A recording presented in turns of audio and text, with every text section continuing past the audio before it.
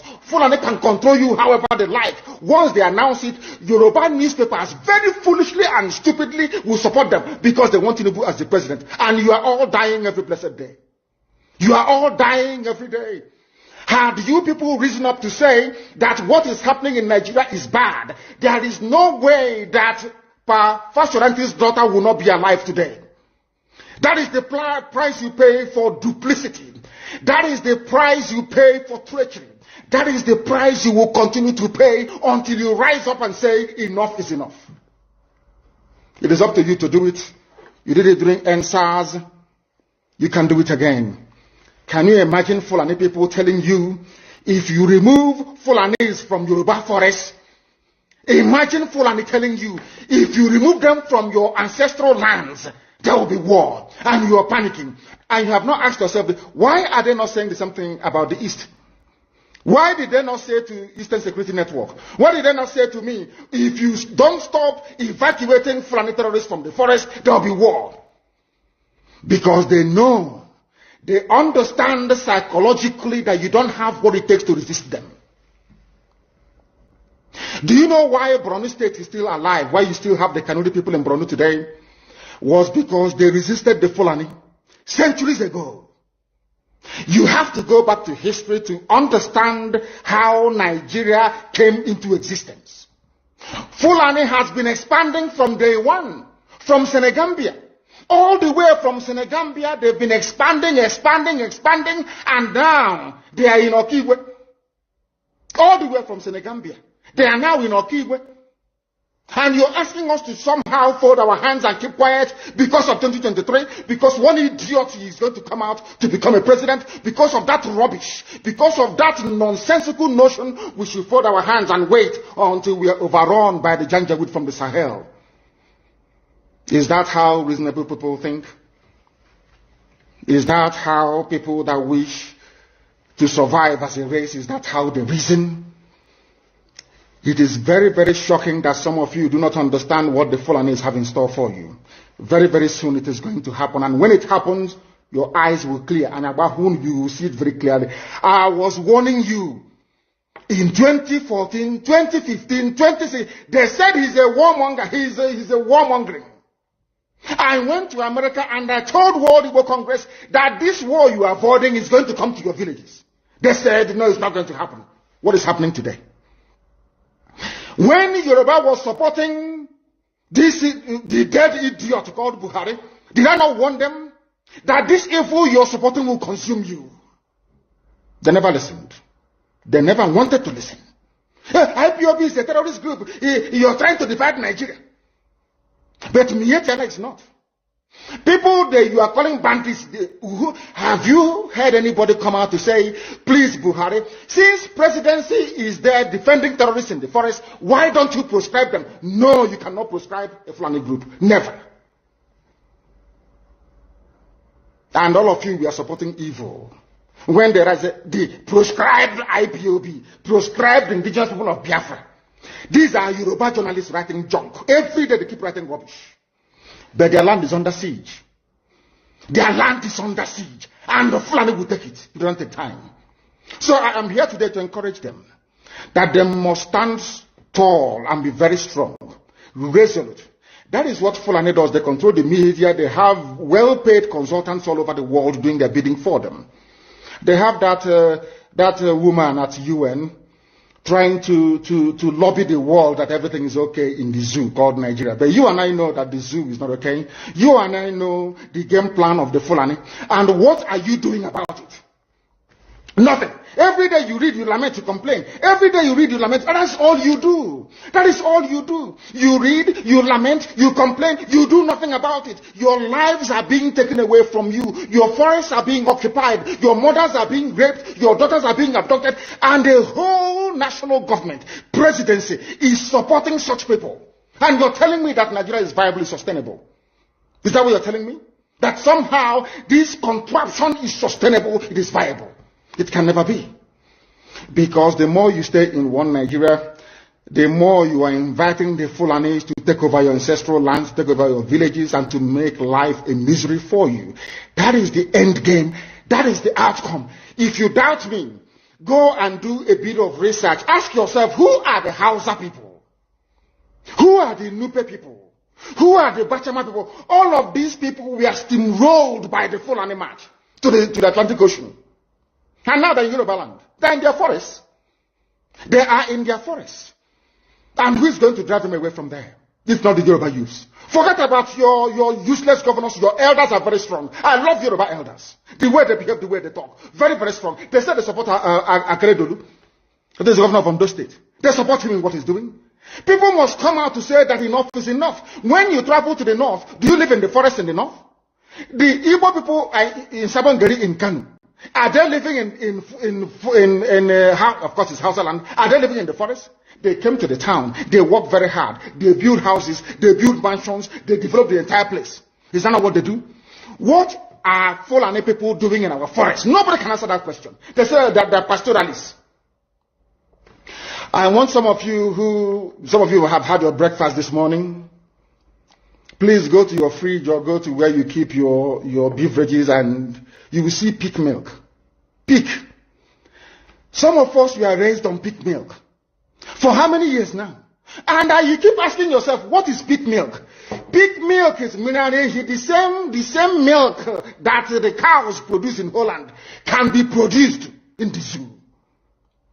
Tell me the country in the world aspiring to be a member of the UN Security Council where you move cattle from place to place. Are you people well at all? You so-called Nigerians, are you normal in the brain? I'm asking you a simple question. Show me a country that aspires to be in the 21st century moving cattle from place to place, telling me they're grazing. Which country is that? Please tell me. All of you don't have any shame. When you have people, an entire presidency coming out to defend a very primitive, archaic agricultural practice, then you know you embrace serious mess. You are in one almighty trouble, I'm telling you. People are in a mess. The Holland that you get your pig milk from, do they move cattle from Rotterdam to Amsterdam? I'm asking you a simple question. But they produce the pig milk that you're drinking every blessed day. Why can't Fulani produce pig milk in Sokoto? Why can't they produce carnation milk in Kanu? They have the cattle. Before the white man came, did you see any Fulani in your forest? All these people talking rubbish about movement of cattle and movement of... I'm asking you, before Britain came and handed over Nigeria to Fulani, ask your grandfathers, please, or your grandmothers. Ask them.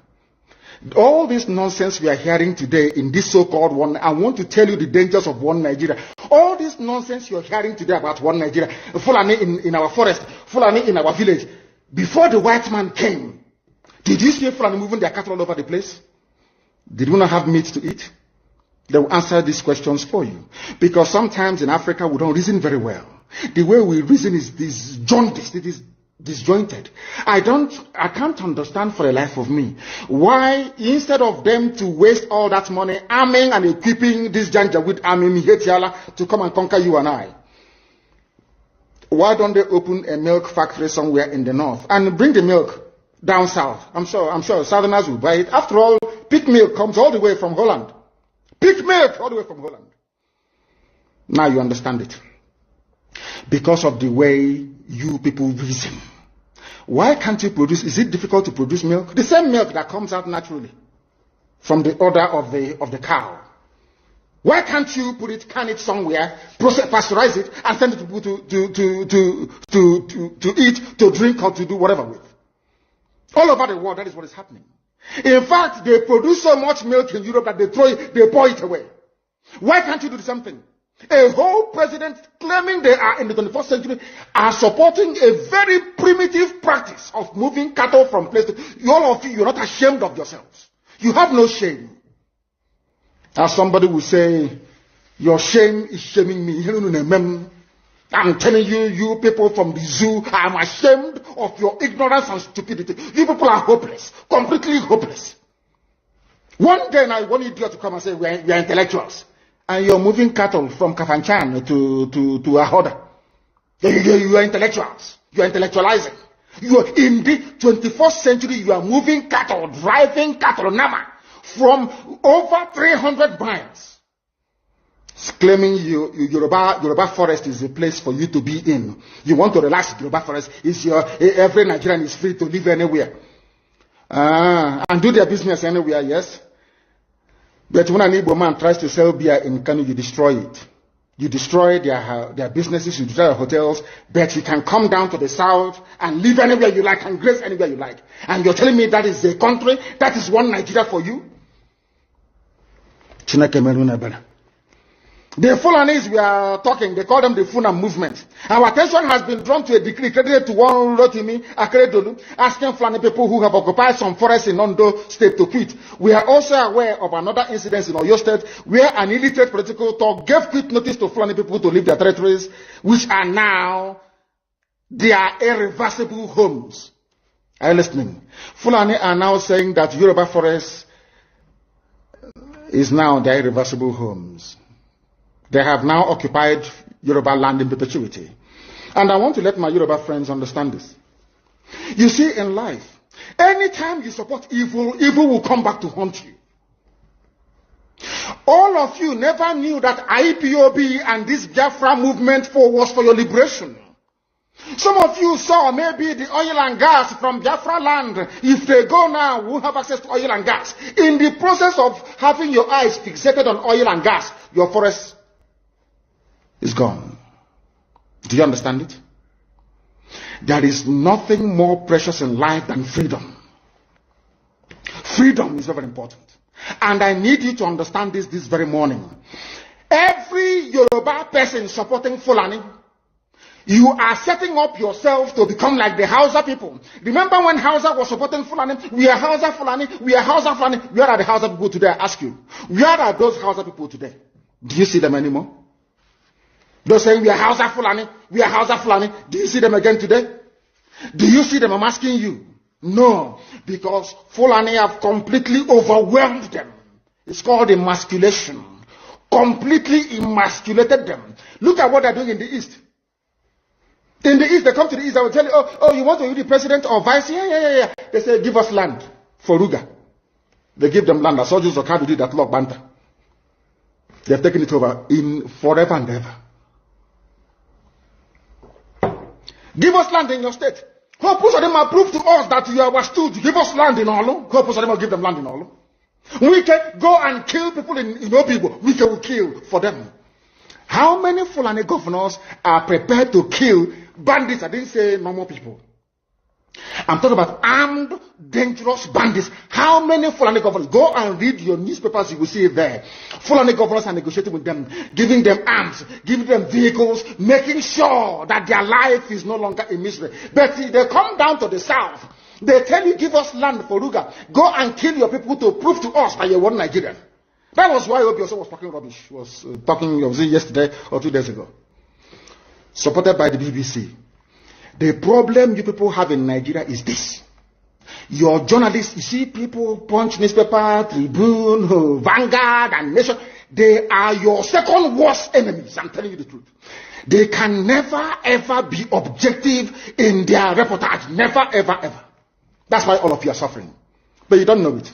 They were the same people used to scuttle the NSAS protest. Of course, some of you went about looking for Indomie in warehouses. Typical black people. Any revolution that is coming now, you must stand very firm. They'll say, oh, you're Igbo. Oh, you're Yoruba. Oh, you are from Europe. Don't join them. It's our turn in 2023. If you do this, you will scuttle our chances of becoming the president.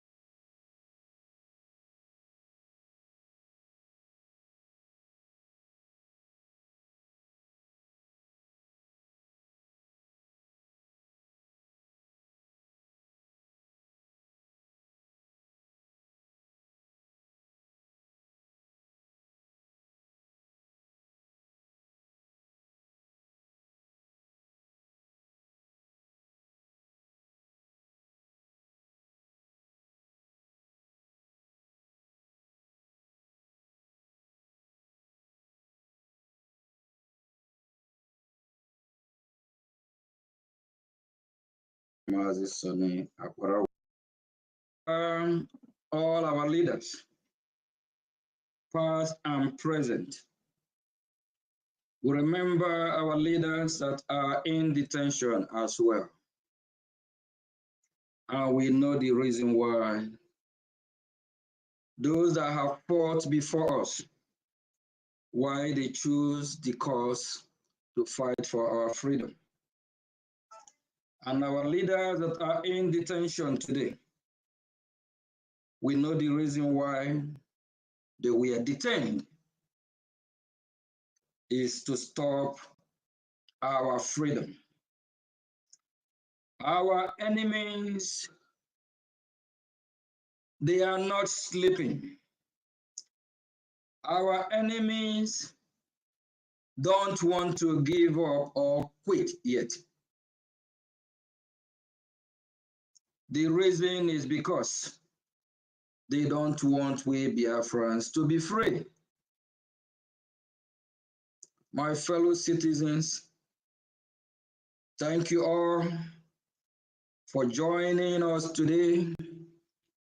Thank you all for being part of this 1-year anniversary after Biafra is redeclared. Last year, history was made December 2nd in Lahti, Finland, somewhere part of the world in Europe, and of which it breaks our heart that Mazi Simon Ekpa, our Prime Minister, is not there. And it breaks our heart that Mazi Nnamdi Kanu is not there. But we know they are with us in spirit. And all our heroes, they will be proud of us. All our heroes will be proud of us because we did not give up. Because of you and I, because of the citizens of Biafra, because of the Biafra Republic government in exile, the cabinet, rep, and admin, and all fellow citizens of Biafra. They will be proud of us that we kept the fire burning. Before the amalgamation of the contraption called Nigeria, who are we? We are Biafra before the amalgamation. And from 1967 to 1970, Biafra was a country. And for that short period of time, Biafra was reharnessed by Nigerian terrorists, the invaders. And after years, because of the marginalization, and because of the inhuman treatment towards the Biafran people, and because of the massacre, terrorism towards Biafran people,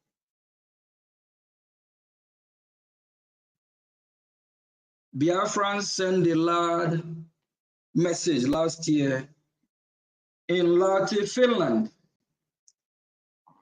of which over 50 million Biafrans cast their vote, and 517 delegates that were present in Finland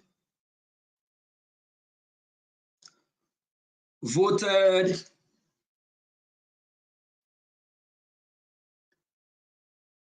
to send a strong message to the rest of the world. And these 517 that were present in Finland. They did not leave their various home, country, continent to Finland just for merriment. Rather, they want to make sure that the over 50 million votes were ratified. And these 517 delegates ratify the vote of over 50 million Biafrans.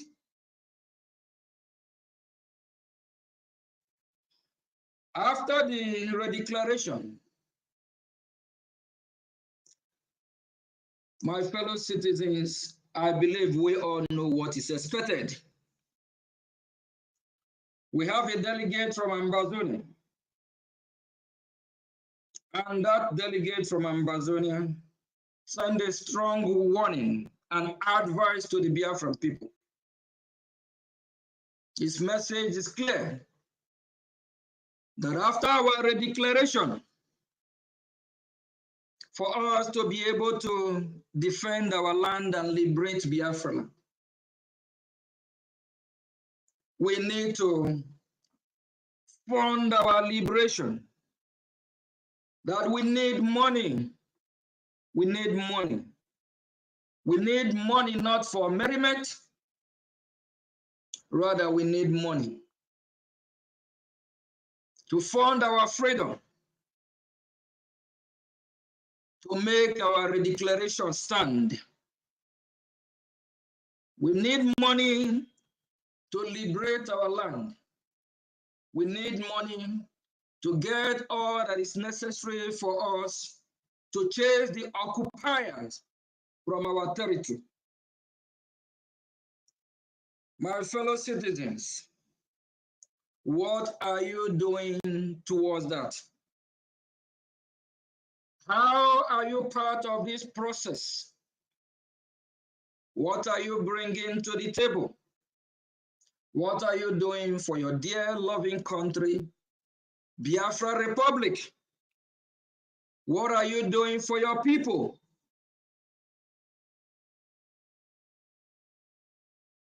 This is a question we all need to ask ourselves. After a declaration, what is expected from each and every Biafran is to support, to fund our freedom until we totally liberate our land from the occupier, from the invaders. If you have not been part of this process,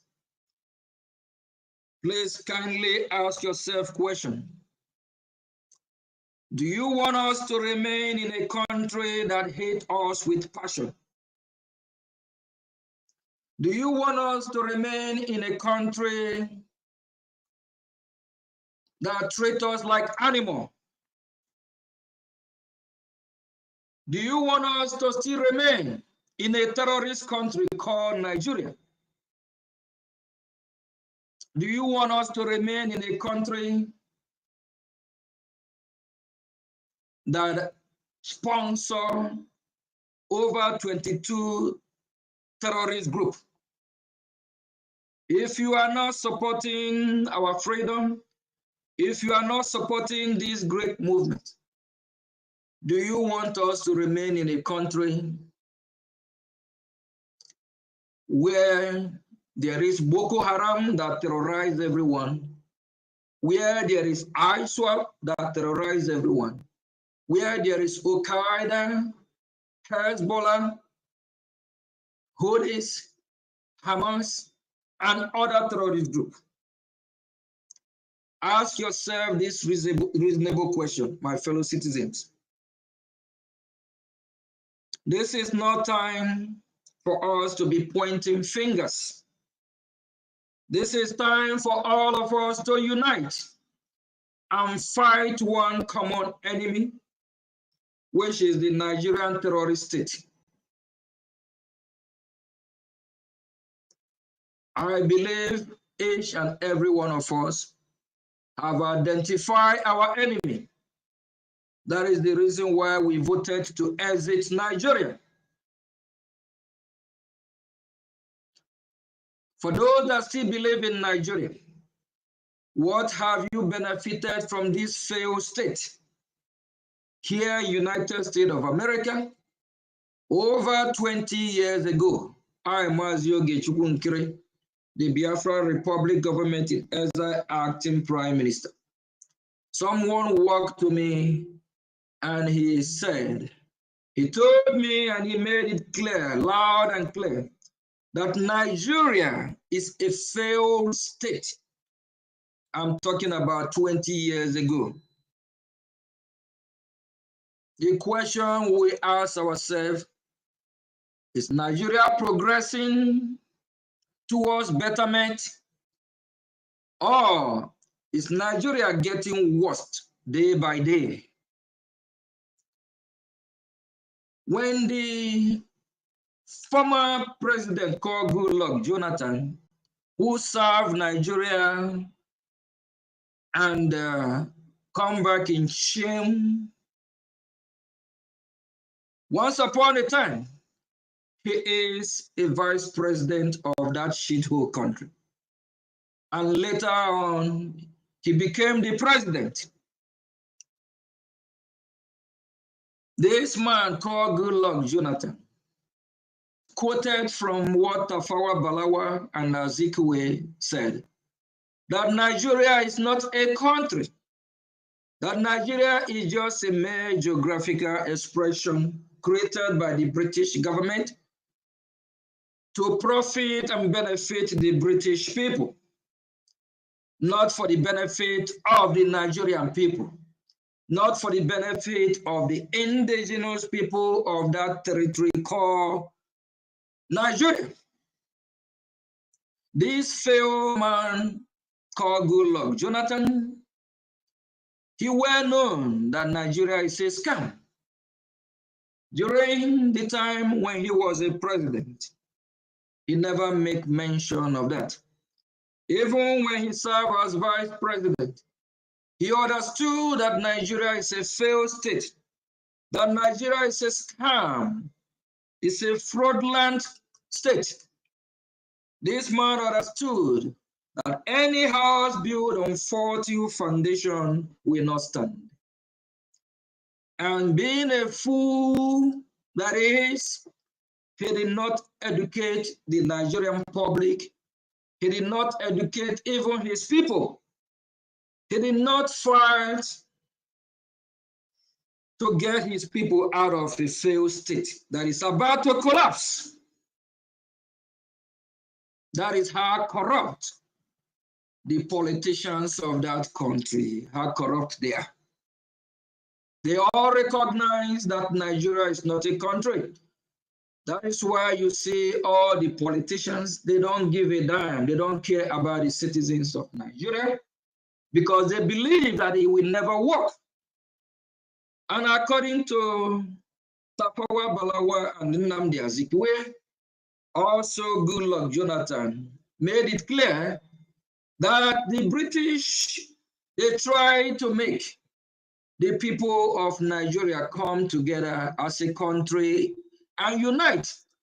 But the people are so divided that they can't work together or unite. When you go to the northern region of the contraption called Nigeria, they speak different language, different food. They have their own religion of terrorism. They have their own different way of life. They have their own different way ideology. Everything in the north is different from the south. The north and the south are not compatible. The religion of the north taught them how to Islamize people, taught them how to be extremists. The religion from the north taught them how they will overrun other regions in the contraption called Nigeria. The religion from the north don't know how to coexist with their neighbors. They are so extremist that all they know how to do is to how to commit crime, rape women, children, behead innocent citizens, burn people in their houses. Their religion taught them all about terrorism.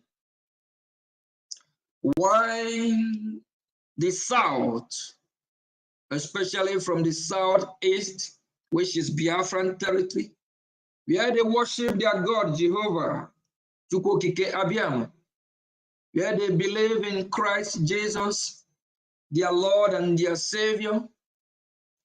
Their religion taught them how to live and let live. Their religion taught them how they can coexist with the rest of the world. And the Christian from the southeast, which is Biafra territory, they practice what their religion taught them. They tried to coexist with a country called Nigeria, with the people from the north. Rather, the people from the north choose to terrorize the Christians, Biafrans from the southeast. In Nigeria today, the Biafrans, they are the economic hub of Nigeria. They develop the southwest. They develop the capital city called Abuja. Everywhere in Nigeria, the Biafrans trying to live in any community they find themselves and to coexist with that community. And since the Nigerian people reject us, rather they decide to kill us, they decide to terrorize the Biafran people. That is one of the reasons why Biafrans voted to exit Nigeria. And since we have voted, we have chosen our fate to have our separate country. It's time we defend the Biafra land. Freedom is not given. Freedom is taken. And freedom is worth fighting for. We have leaders that are in detention today, where they are fighting for Biafra from there. And what about we that are outside detention? Some of us, especially those in Biafra land, they might still be living under the condition of fear because of the terrorists that are still ravaging everywhere in Biafra land. But that is not the reason why they shouldn't fight for their freedom.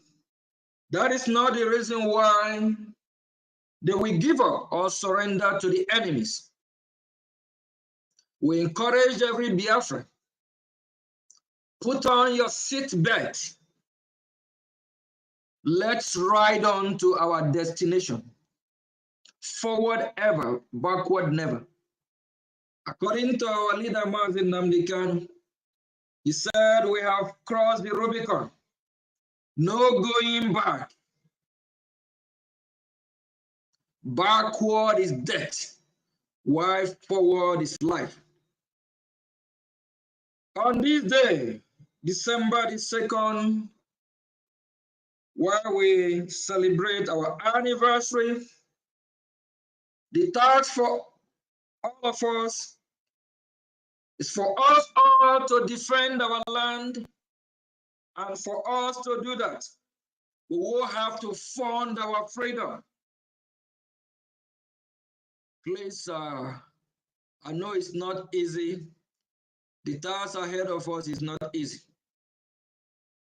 But no matter what, when the going gets tougher or harder, that is when we ourselves, we go harder and tougher as well.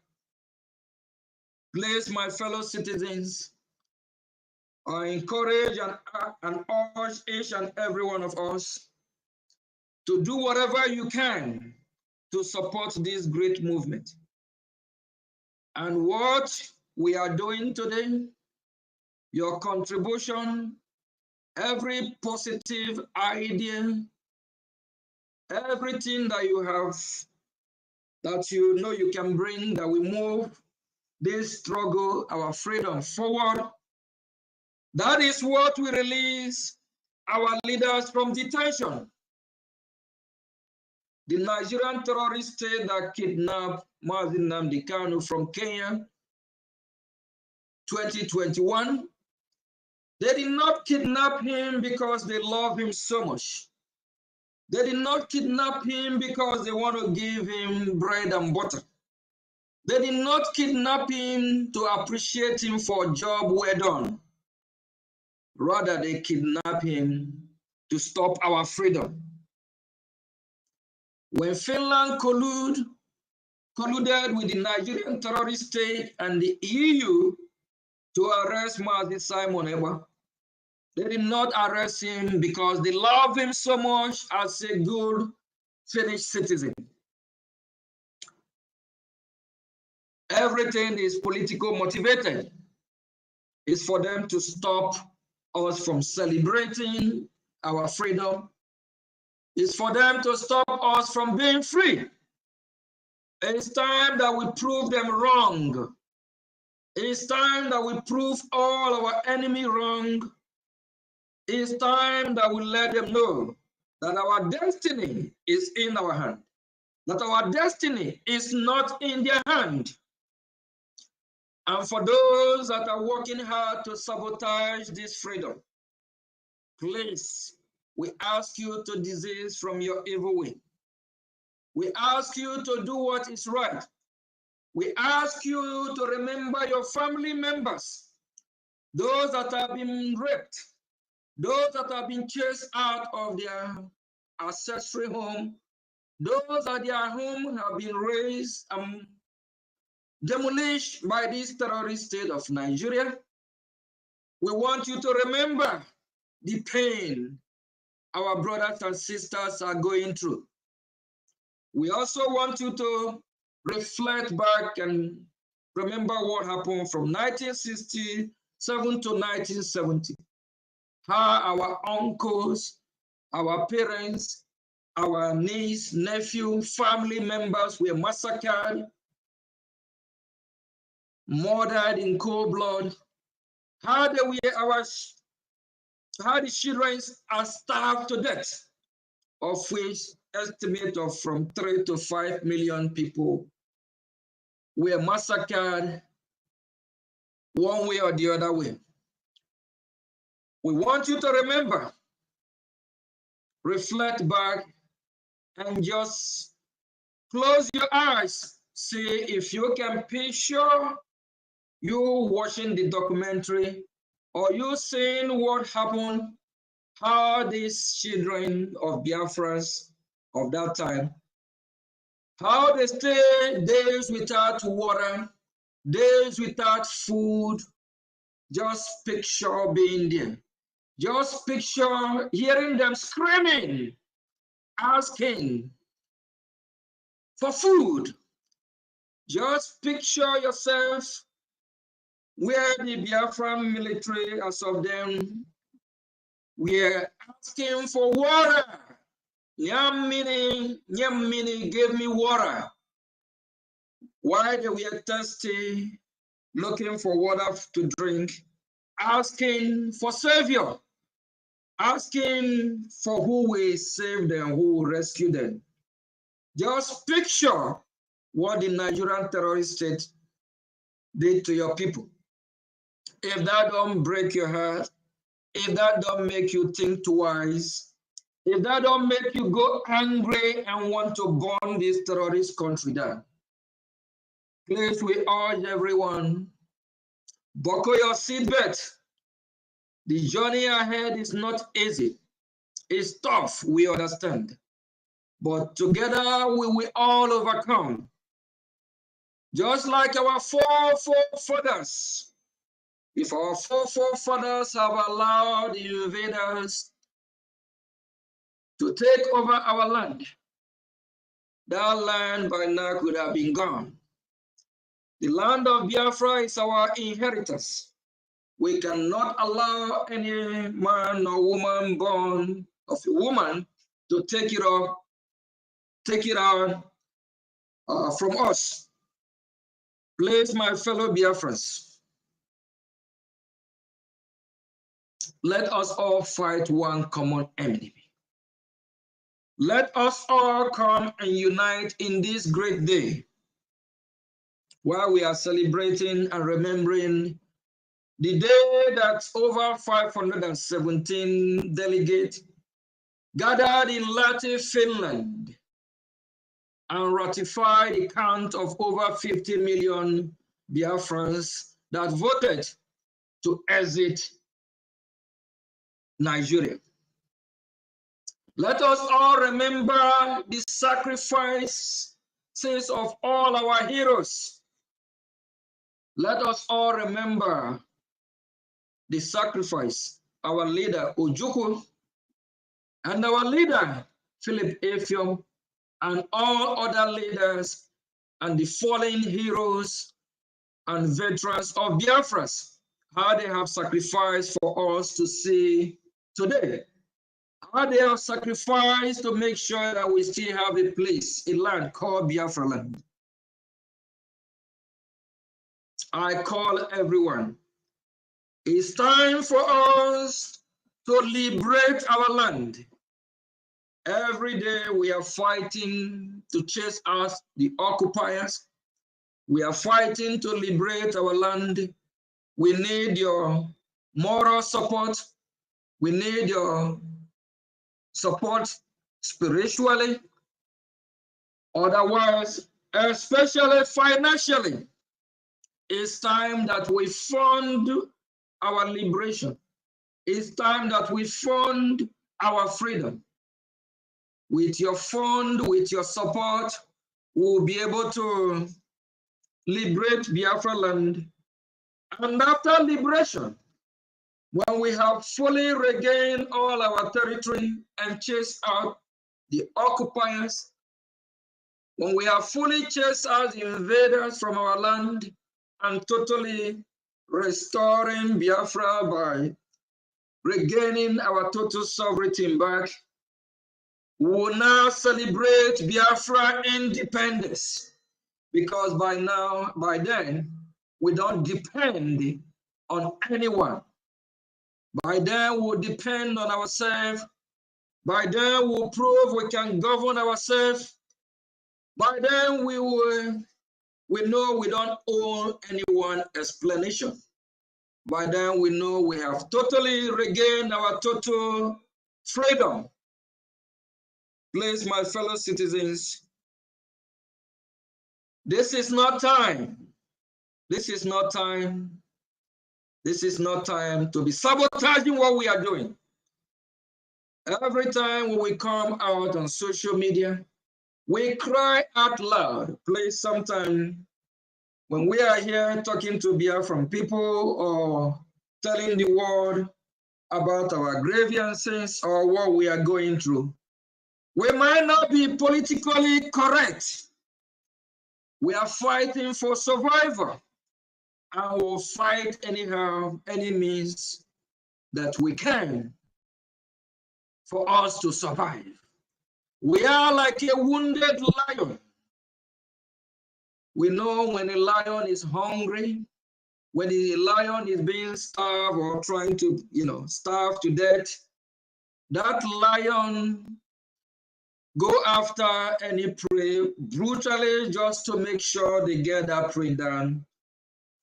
So for that lion to survive, that lion will fight. That lion will do everything, any means possible. We are a wounded lion that are fighting for survival. We'll go to any length. We'll go even below the belt just for us to survive. Because our land is bleeding. Because our land, we have terrorists that are surround our land trying to capture Biafra land. In 1806, a man called Osman Fodio, the father of these terrorists that are trying to overrun our land today, sworn an oath, and he vowed that they will make sure they Islamize the Biafran people, that they will make sure they take our land from us.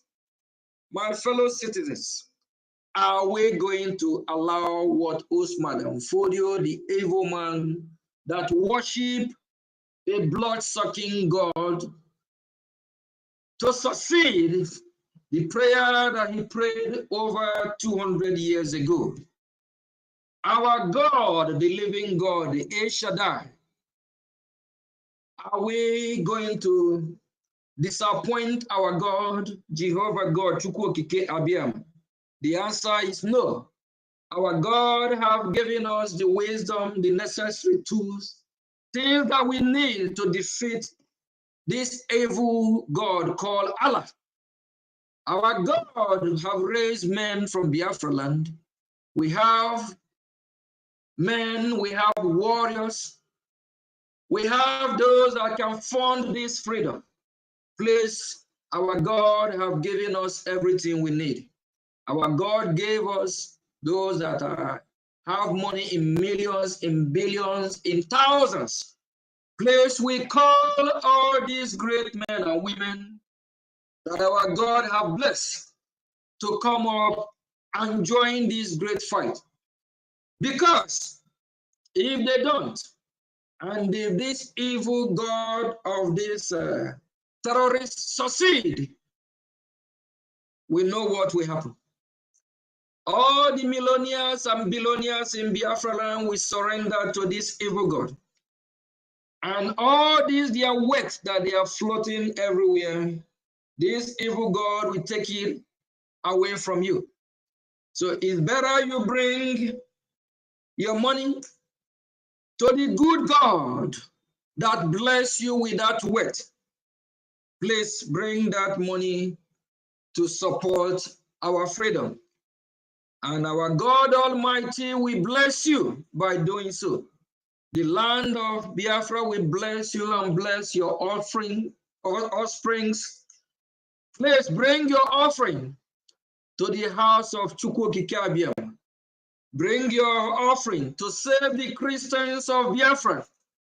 This is time that we need to fund our freedom after our redeclaration. And since our redeclaration, we have achieved a lot.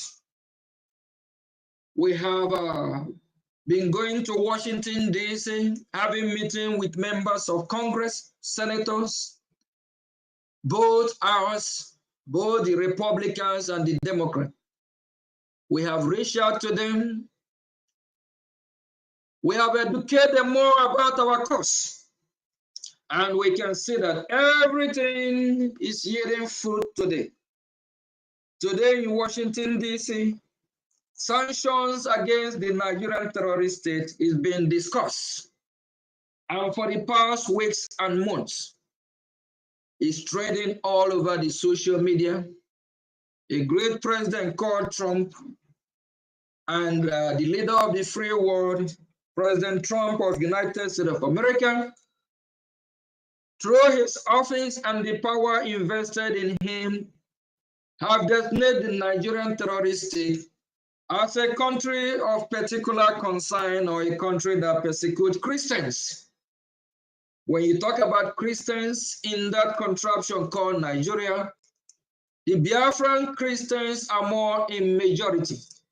So when you talk about the persecuted Christians in Nigeria, you're talking about the Christians of Biafra, and also Christians in Nigeria from the middle belt and the southwest as well. Our case, our matter have been issued to the table of United States of America, congressmen and women have been deliberate upon. Please, this is time that we need to let the world know how ready we are to get our freedom. If you have not been supporting, please kindly support. And for those that are questioning what we have achieved, if you are not saying what we have achieved, you might need some glasses.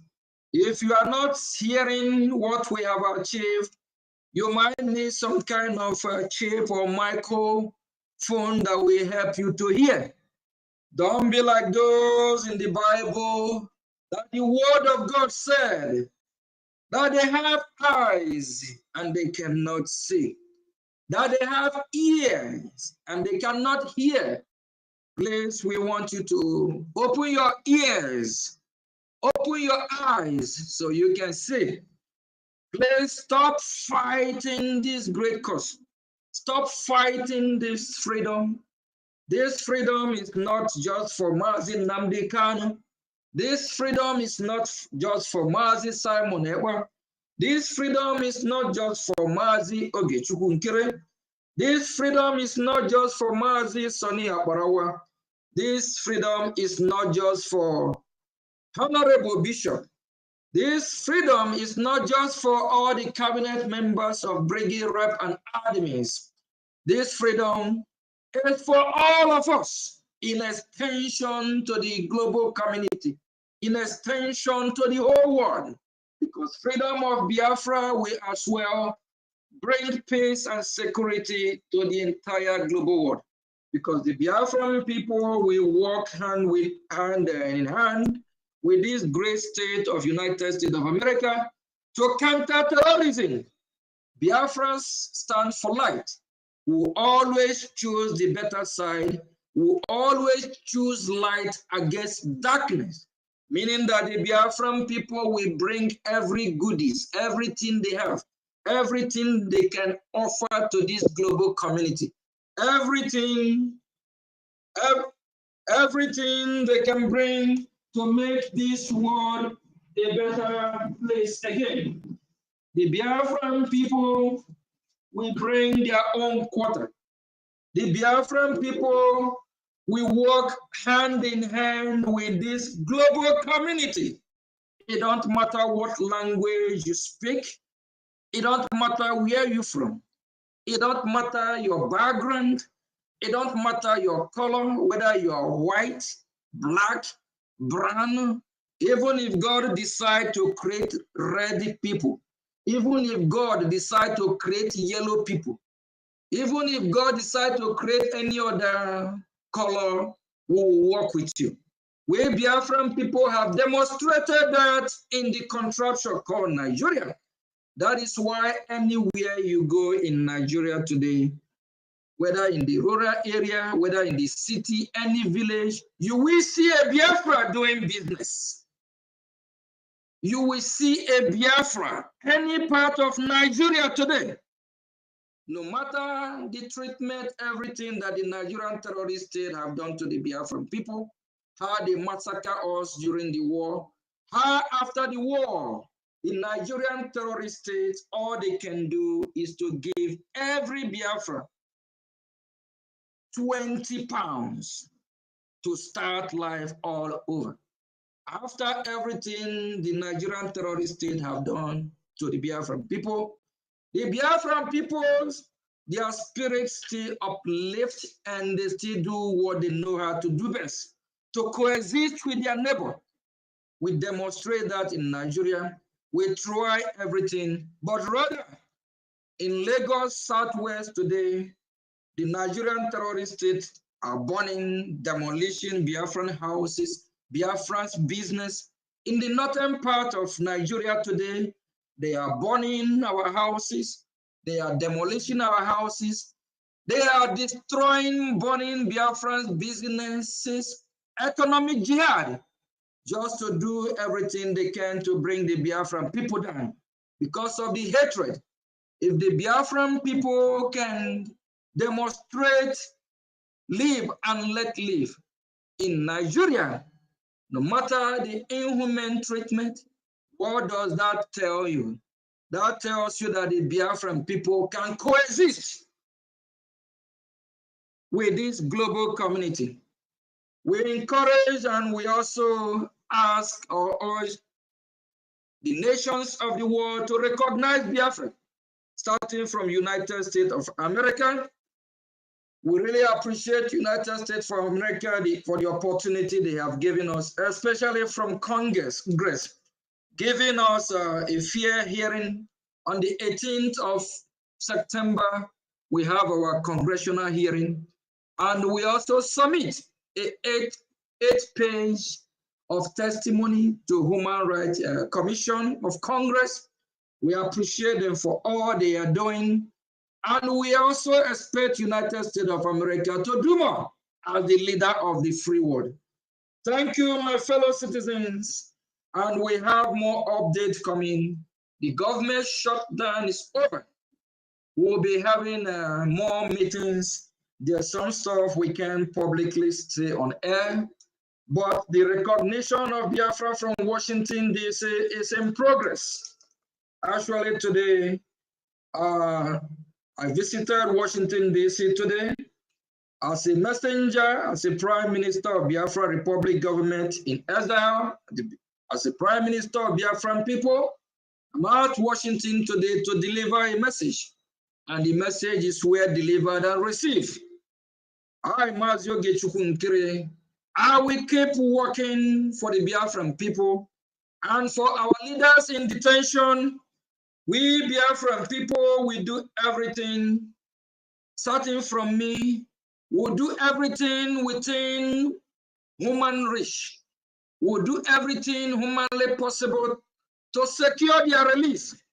And our activity in Washington, D.C., we expedite the release of Mazi Nnamdi Kanu, also the release of Mazi Simon Ekpa, because they are political prisoners, because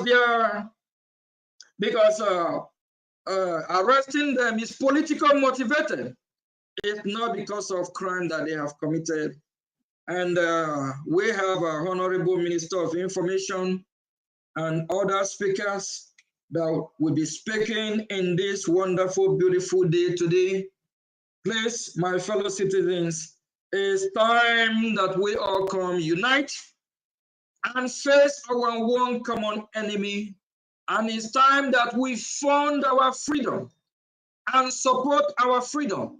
And we all need to ready and support Biafra Republic government in exile, because Biafra Republic have come to stay, because Biafra is our destination. Biafra is our last bus stop. We need your support. We don't want you to keep on the track for those saboteurs. Please, we don't want you to remain on that track of sabotaging that you have chosen, because it will not end up well with you. So you better retract from your evil way and support Biafra Republic government in exile that is piloting this affair. Thank you from here, my fellow Biafrans. Thank you very much. Time is coming when we will celebrate our independence. Now we are celebrating our anniversary by remembering today mark 1 year that we redeclare Biafra. Thank you all from here, and we might be taking questions, one or two, and we also will open the mic for those that want to say one or two things on contribute towards what we achieve. We appreciate everyone. And I also want to use the opportunity to appreciate my right-hand man, the COS, Mazi Amobi Ene. If you're here today, of which I believe you are, because you cannot miss being in this great occasion. And the Minister of Information, Honorable Mazi Sonia Korawa, and all the entire brigade cabinet here. I can see James Adney, Honorable Minister of Information and the COS, they're going to be the one to carry out this duty to make sure that every honorable member of the cabinet that is here today will recognize your presence, because I'm trying to look from here to see everyone that is here today. Thank you from here. Thank you all, Biafrans. Thank you very much.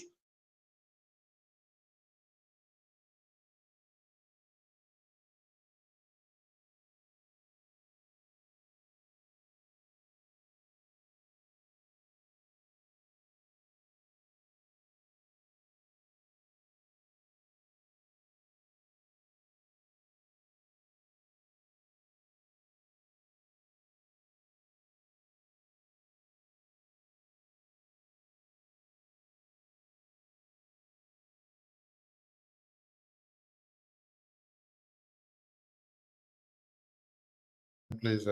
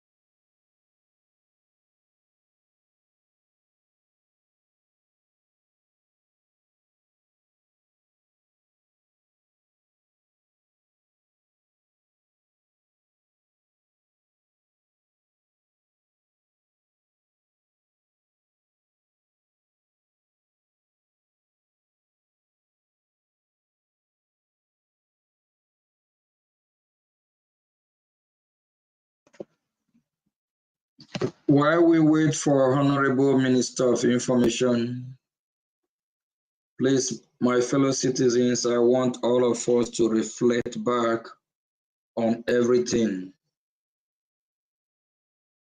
our leader Mazi Nnamdi Kanu have said.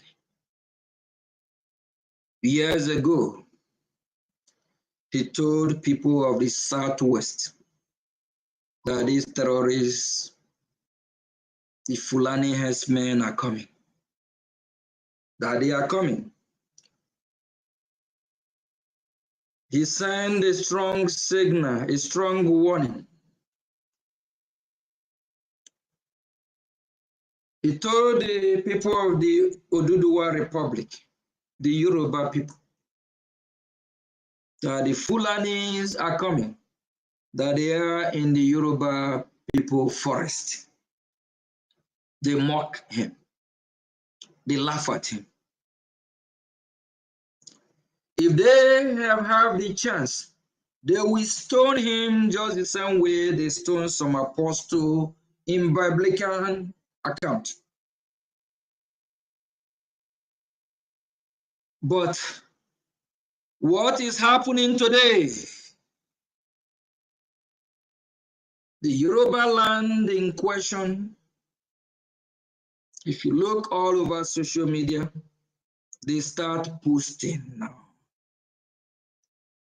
Kwara is overrun by these terrorists.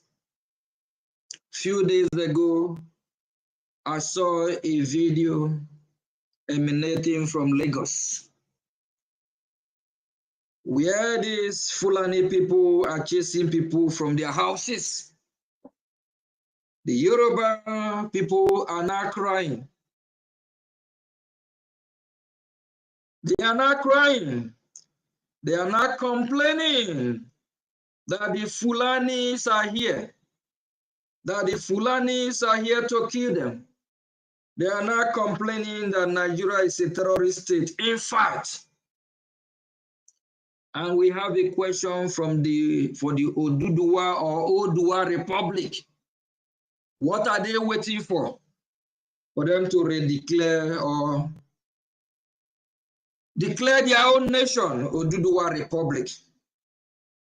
Just because of the evil in their hearts. Just because the Southwest have colluded with the northern Nigeria to terrorize the Biafran Christians from the southeast. Just because the southwest and the northern part of Nigeria have shared Nigeria, and they believe the Biafran people are not part of Nigeria. If they know that the Biafran people are not part of the Nigeria, can somebody ask them question? Why don't they want to let the Biafran people go? If they don't let Biafran people go, Nigeria will be worse than Somalia. Mazi Nnamdi Kanu echoed this years ago. The middle belt that is running from their villages, from their ancestral home today, this same middle belt is where Gowon, who massacred Biafrans in millions, is from middle belt. When our Juku, our leader, asked them to go and have their own country, let's have a regional government. And our leader has also encouraged the Yoruba, the Oduduwa people, I think through Awolowo, to go and declare Oduduwa Republic. They all refuse. But today, look at what is happening in Middle Belt, in Benue. We are not happy that Christians in Middle Belt are being massacred. No life supposed to be lost. Nobody deserves to die. It don't please us to see that Christians are being killed in Benue State today. But this is something that's supposed to have been prevented, but they refuse just because of the hatred they have over the Biafran Christians. In late 1980s, I happened to travel to one of the village in Middle Belt, somewhere in Benue State, called Ugbedumawu, somewhere like that. Me and one of my uncle in that village. That is when I found out that the word in Nyamiri, I think the Middle Belt, there's one of these chiefs from Middle Belt was narrating about what happened during the war, that the Biafran soldiers were running, asking for water because they are thirsty. And they start calling them, using that word, meaning that the Biafran soldiers are asking for water, screaming, nyemini, nyamini, nyemini. That is where they derive the word Nyamiri from.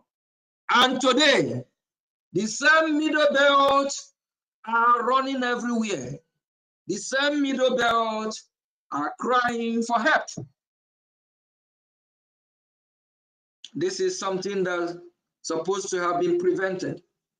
That is why we also encourage people from the middle belt, especially Benue and other Plateau, Kaduna, and so on.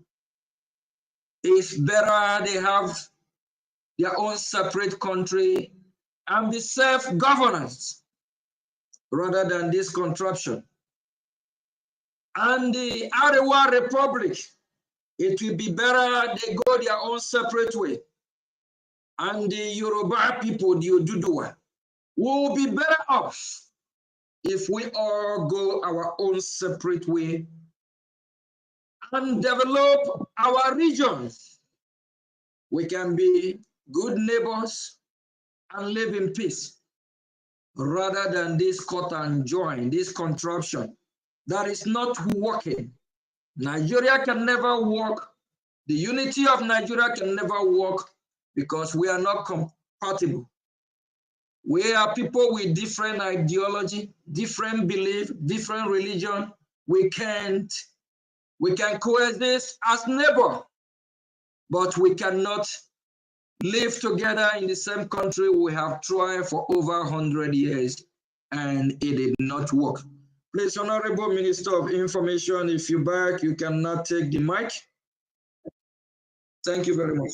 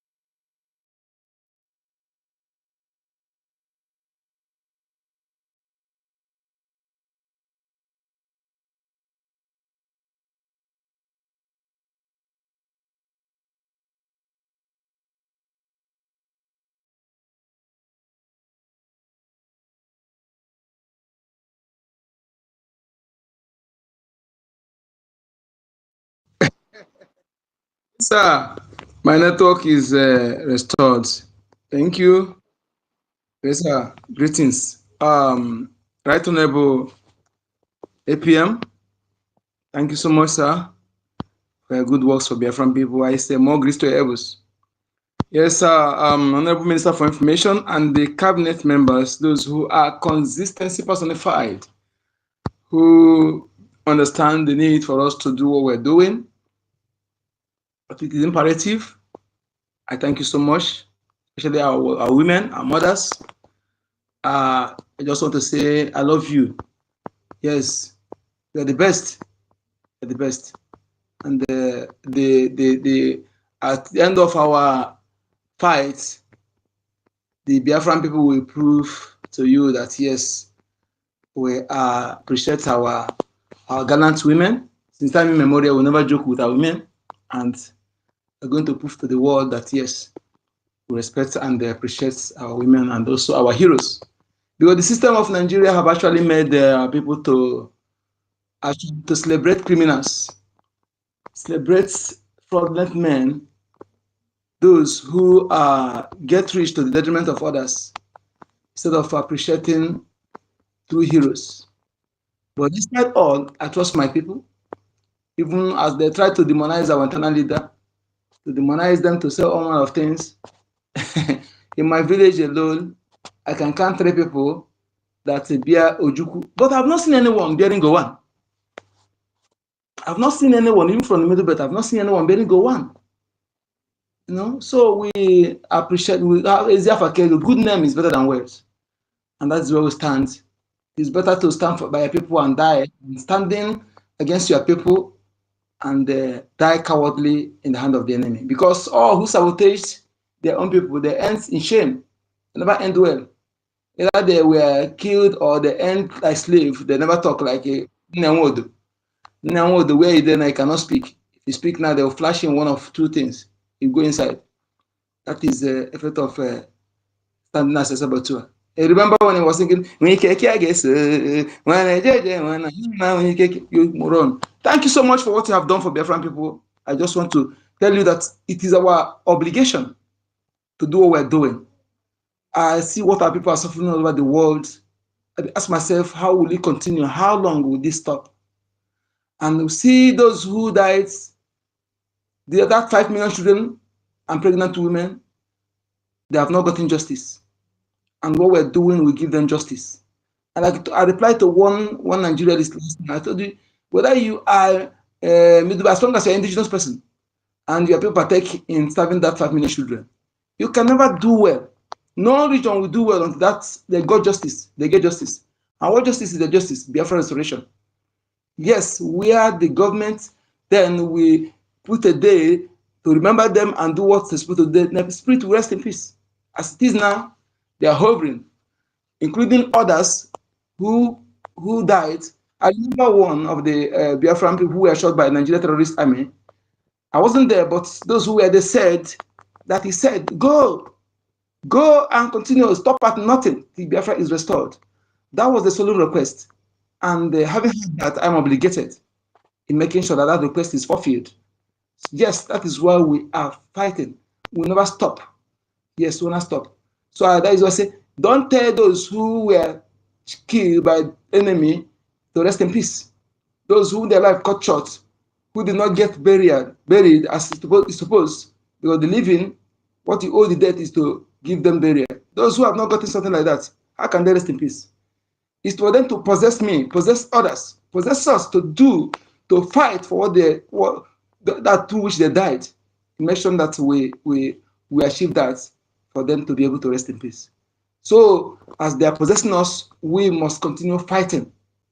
Must continue fighting and making sure that our inalienable rights, what the nature, the universe gave to us, must be ours.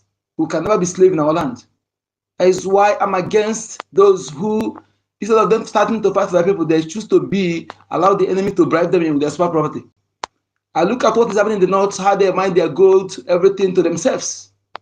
They carve 12 states, give themselves their own law and police. And they will ask you, I don't want this country to be divided. I don't want, but there are the people who have divided the country already. If not that, what we have in the south are puppets, weakest men on earth. They would have risen that middle and say, yes, these people have already carved out their own country. Let us carve out, but they kept. The time they tried to do one governors forum together, the North rose up and all of them were shivering.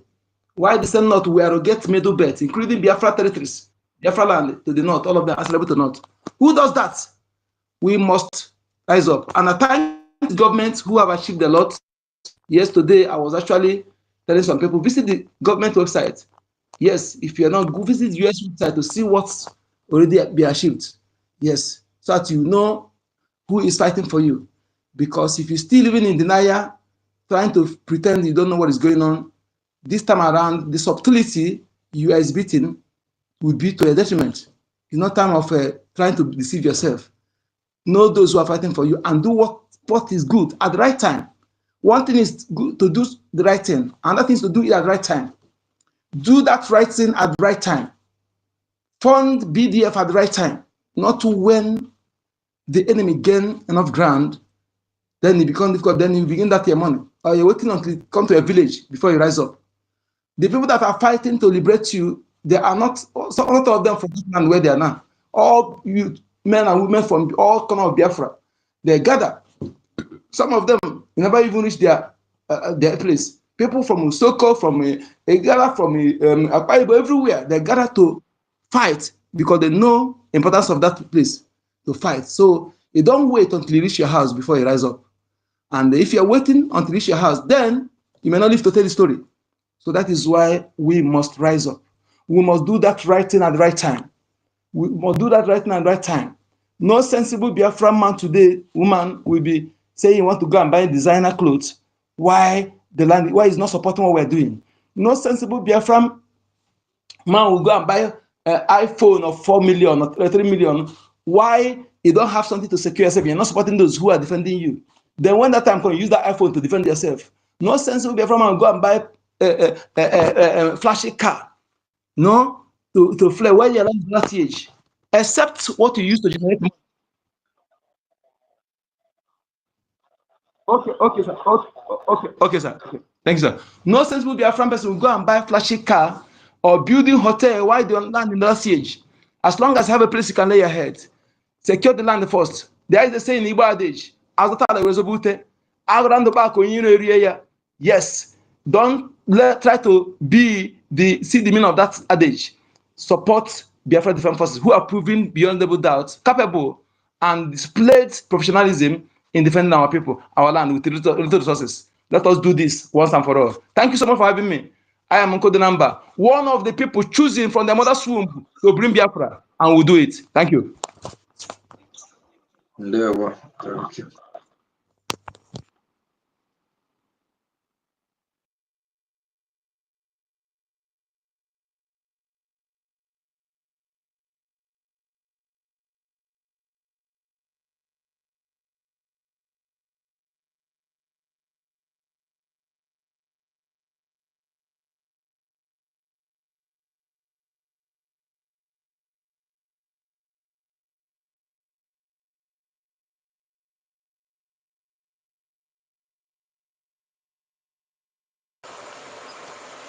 Yeah, thank you so much,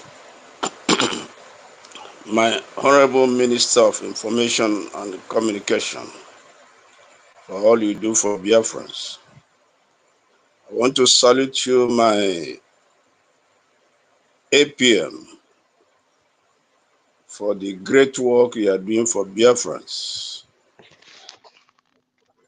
I salute you with all my heart. I salute all the gallant Biafrans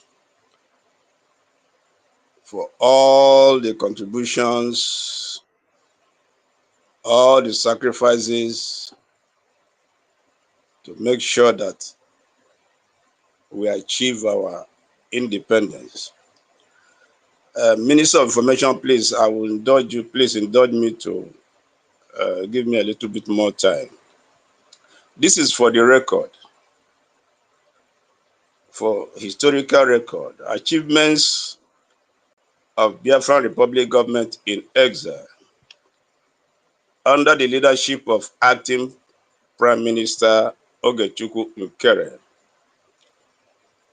Ogechukwu Nkere, serving as the acting Prime Minister of the Biafra Republic government in exile, assumed leadership at a historic and delicate moment following the declaration of the independence of the United States of Biafra on December 2nd, 2024 in Lahti, Finland, and Prime Minister Simon Ekpa's subsequent detention in Finland.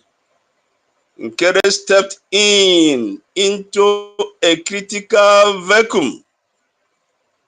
His tenure focused on consolidating the gains of the declaration, strengthening diplomatic outreach, advocating for human rights, and mobilizing Biafrans across the world.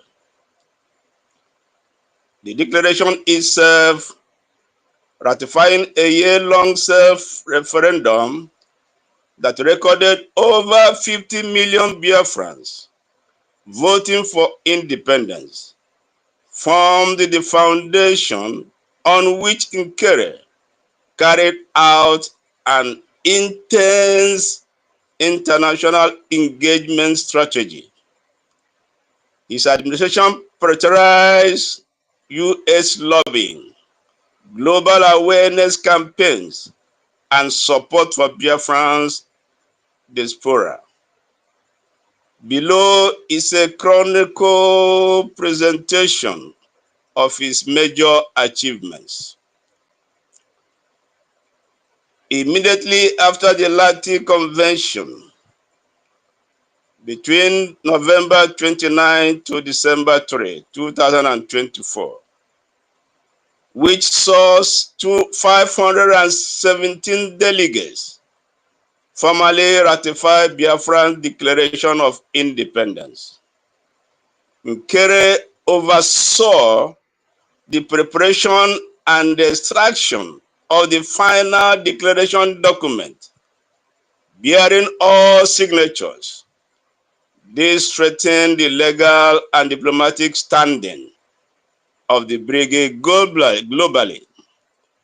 Under his direction, the declaration was swiftly communicated to multiple international bodies, reinforcing Brigie's legitimacy.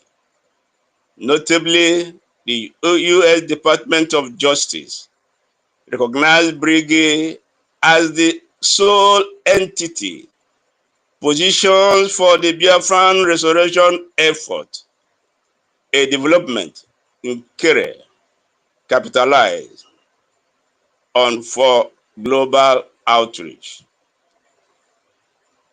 From February 6 to 13, 2015, Nkere led an official Brgie delegation on Washington, D.C., where they engaged U.S. congressional leaders on the referendum results and the political condition of Biafrans under Nigeria.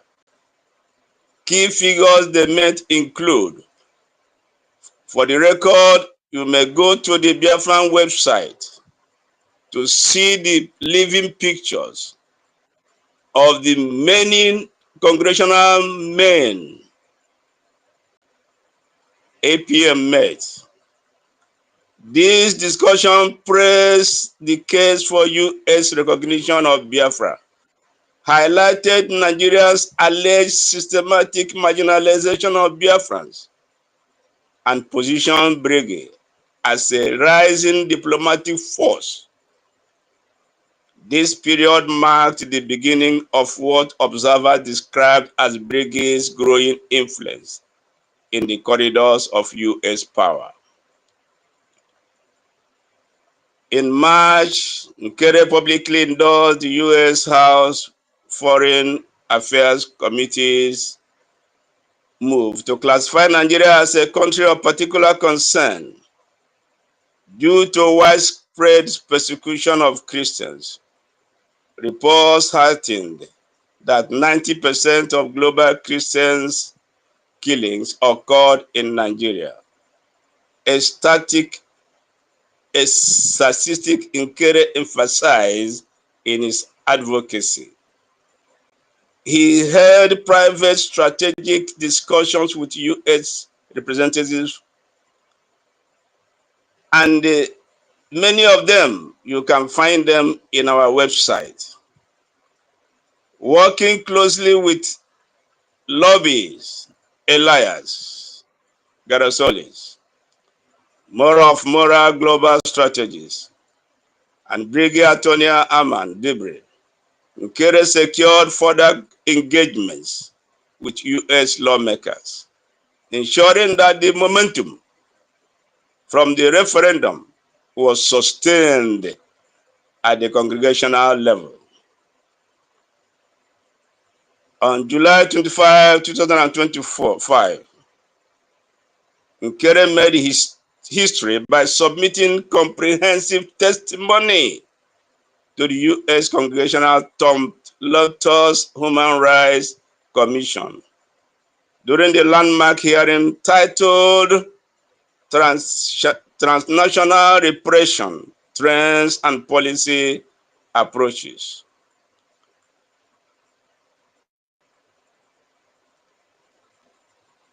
And this highlighted the alleged extraordinary rendition of the detention of IPOB leader Mazi Nnamdi Kanu in Kenya, the politically motivated trial of Prime Minister Simon Ekpa in Finland, widespread human rights abuses in Nigeria, escalating repression of Biafrans and other ethnic minorities. Nkere called for the release of Kanu and Ekpa. Strong U.S. sanctions against Nigeria, visa bans, economic penalties, and suspension of foreign aid. He also called for possible measures against Finland for perceived judicial compromise. This submission was the first Biafran-led testimony on transnational repression to enter the U.S. congregational record, significantly amplifying Brigie's voice on the global stage. Throughout the latter half of 2025, Nkere conducted numerous town hall meetings across the U.S., including a major one on November 30, 2025, to mobilize the diaspora, raise funds, and provide updates on the post-declaration roadmap. These sessions reinforce support for the Biafran Defense Forces, BDF, and strengthen Brigie's operational capacity. In response to the scheduled Anambra State election, Nkere led the Brigade in declaring a 3-day sit-at-home protest across Biafran territory. This action demanded the release of Nnamdi Kanu and reaffirmed the referendum's 50,048,916 votes for existing Nigeria. Nkere consistently used media channels to highlight violent incursions by Fulani jihadists into Biafran regions, calling for urgent intervention from the U.S. and the international community. He strongly supported the Biafran Defense Forces, describing them as the army of God, mandated to defend Biafran sovereignty. On September 18, 2025, Nkere ensured Brigade's representation during a high-level congregational briefing in Washington. that featured Dr. Michael Rubin, a renowned U.S. foreign policy expert and senior fellow at the American Enterprise Institute. The briefing focused on security deterioration in Nigeria, democratic backsliding, and the rise of state-enabled ethnic violence. Furthermore, in that congregational briefing, Dr. Rubin presented his representation strongly aligned with Brigie's long-standing warnings about systematic persecution of Biafrans, state-backed militia violence, Nigerians escalating instability. Brigie's presence in this briefing helped to strengthen its reputation as a serious stakeholder in Nigeria policy discussions. It also reinforced previous advocacy around CPC designation, sanctions, and intervention. It deepened the relationship with analysts, congregational staffers, and policymakers. Nkere's administration highlighted this briefing as further proof that global experts were increasingly validating Brigie's concerns about Nigeria's governance and security failures. Other diplomatic gains. Under Nkere's watch, Brgie secured unprecedented visibility in U.S. political and human rights circles. His repeated visits to Washington strengthened alliances with lawmakers, including those advocating stronger sanctions against Nigeria's human rights violations.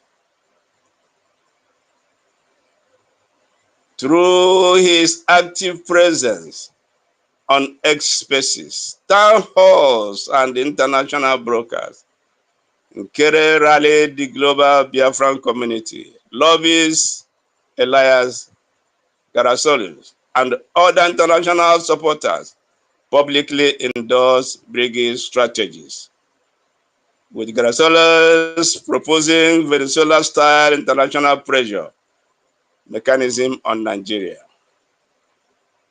If I may conclude, Acting Prime Minister Ogechukwu Nkere's tenure, spanning from December 2024 to December 2025, was marked by a bold US-centered diplomatic strategy that elevated the Biafran self-determination struggle to the global arena. His leadership capitalized on the momentum of the 2024 Independence Declaration, strengthened Brigie's international visibility, and amplified calls for justice, recognition, and freedom for the Biafran people. I will rather call down to all Biafrans of all walks of life. We have a lot of millionaires and billionaires in Biafra land.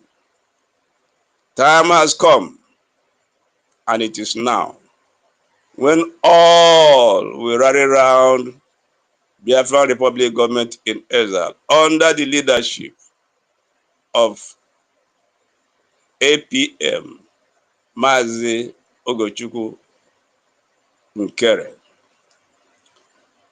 If you do not do that now, history will judge you, and Biafra land will never forgive you. Thank you, Biafrans. Thank you, lovers of freedom. Thank you, BDF, for all you do, all the sacrifices you make. This is just the beginning. This anniversary has gone down in history. And soon, and very soon, we shall all dance on the streets of Biafra, according to our supreme leader, Mazi Nnamdi Kanu. Thank you, Biafrans. I yield my mic here.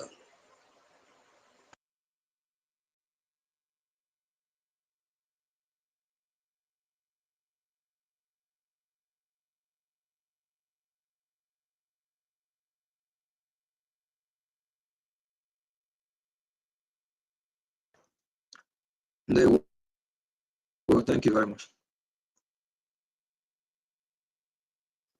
All right. Thank you very much, Honorable Minister of Information.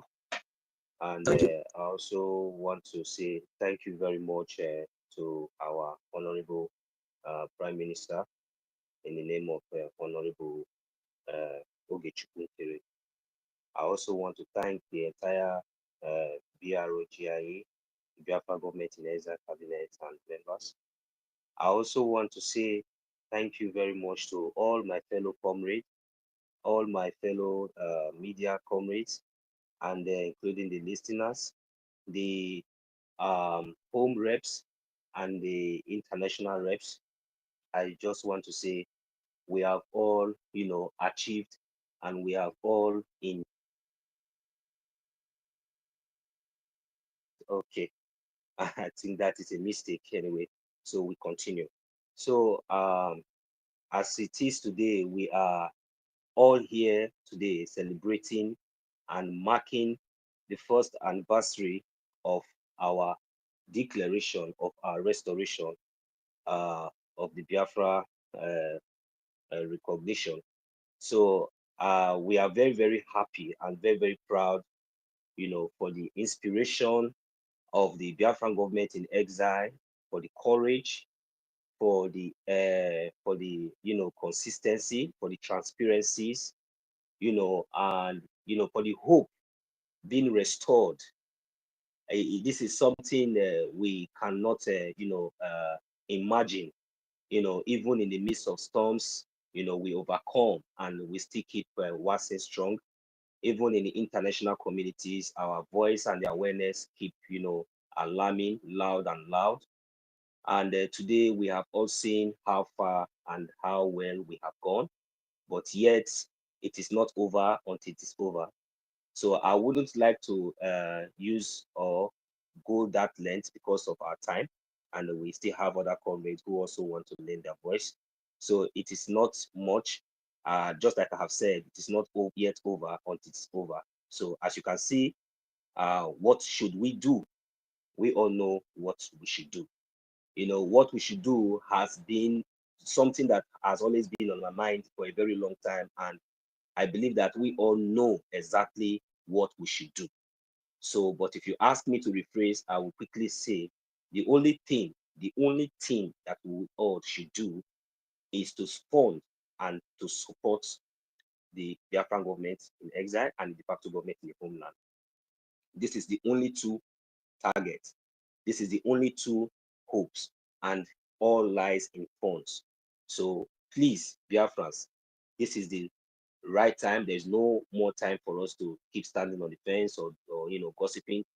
We have all seen, and this is the right time for us to stand up to our feet and take the bull by its horn.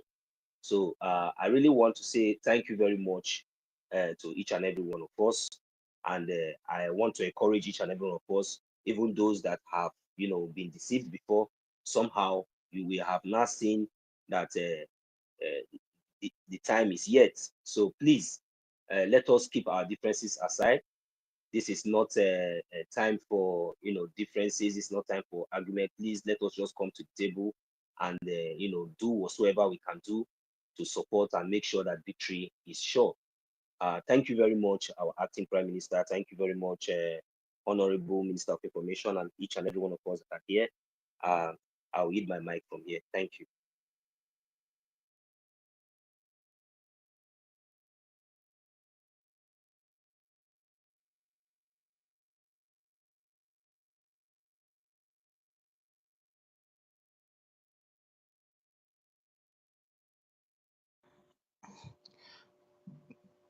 Can you hear me? Good Good evening, Biafrans. I am proud to be a Biafran today, and I'm glad to be among my brothers and sisters which are standing very strong to fight for their freedom. And freedom is not given, freedom is taken. And we are all stood together that we must take our freedom by force, by fire, by death, or by life. So I am among those that stand still to say Biafra must be on this generation, not another generation. This very generation will be the one that will experience the great country, the great nation, which is Biafra, my country, where my children and my unborn children will live and take place and go to school and have a good life that we are all praying for. I am very, very happy for all my leaders, everyone that have paid their prices, those that put their life, the BDF. May God bless you and give you a shield that He gave to David to kill the Goliath. May He give you the shield that will make you overcome the enemy when they comes. And I pray that God should guide our Honorable PM when he goes to the White House to speak on our behalf. May he speak the word of God, and the white people who are creating the law that govern the world should listen and do as he said. Trochukwu Okike Abiama. For he has destined us this time that we may take our freedom, but we will not leave it all for him alone. We will support our able PM, our acting PM, so that he can do the work through our agenda, through our little resources that we have.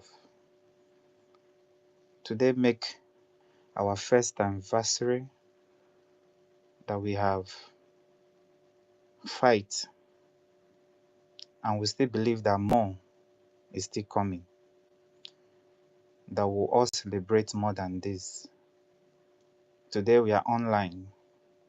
Next year might be physical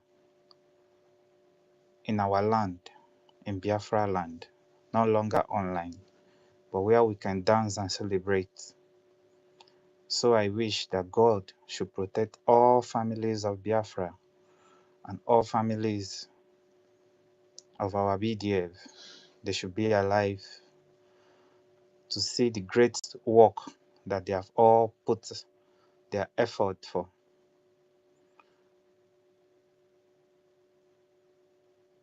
Strengthen our leaders which are in prison in our enemies' camp. Give them super life and more great life that no man can take their life, even when they feed them with poison food and when they give them a poison water. God will give them extra life as he gave to David and as he gave to those that have pains and sorrows. He will give them abundant life, that they will eat and they will not die, and they will wake up and see the greatness they have all fought for. God bless Biafra, and God provide for Biafra, and God give long life to Biafra. I yield my mic. Thank you, Biafrans.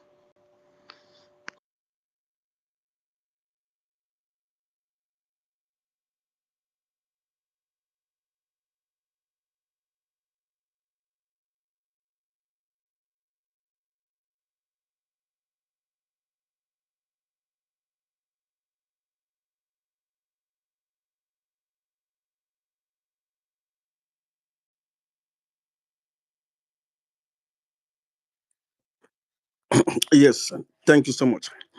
With all protocol observed, um, I have some little thing that I just want to say.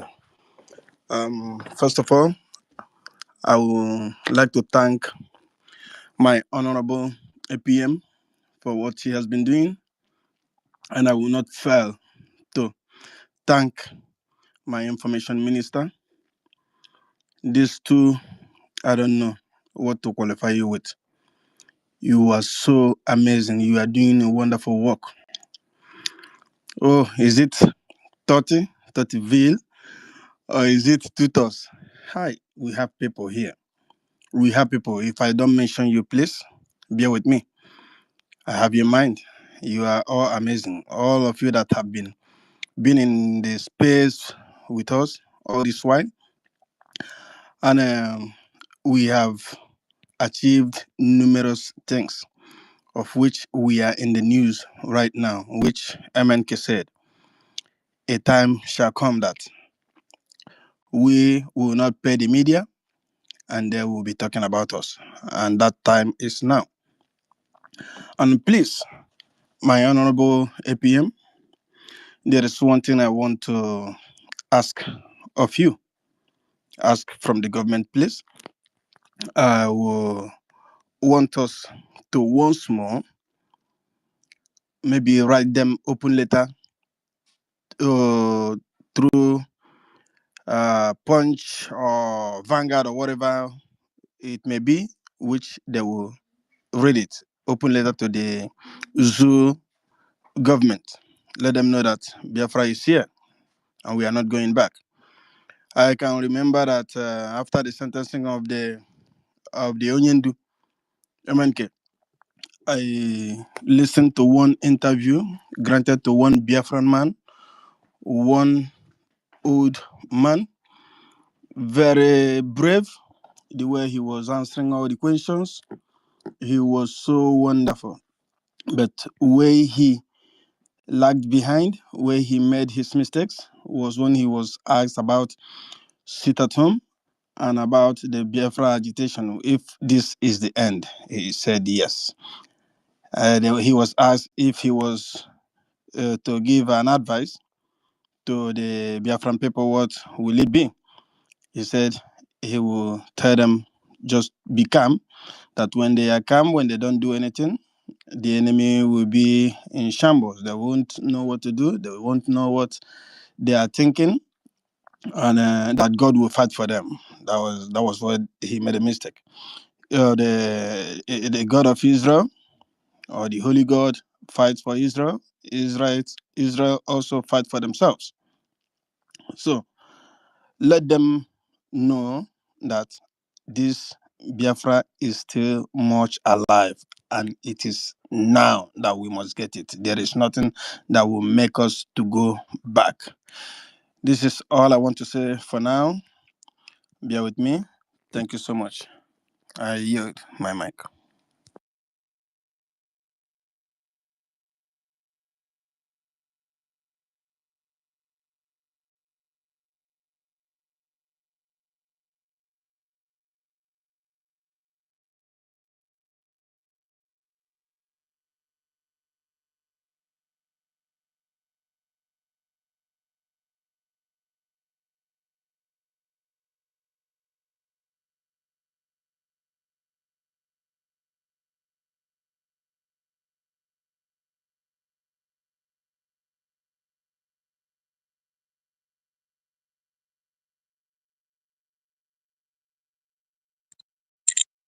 Okay, can you hear me? Okay, my information minister, Sani Akparawa, Eziokwu Bondi, one of Biafra land. Good morning from here. Good morning, Mazi Ogenkere, our acting prime minister, APM.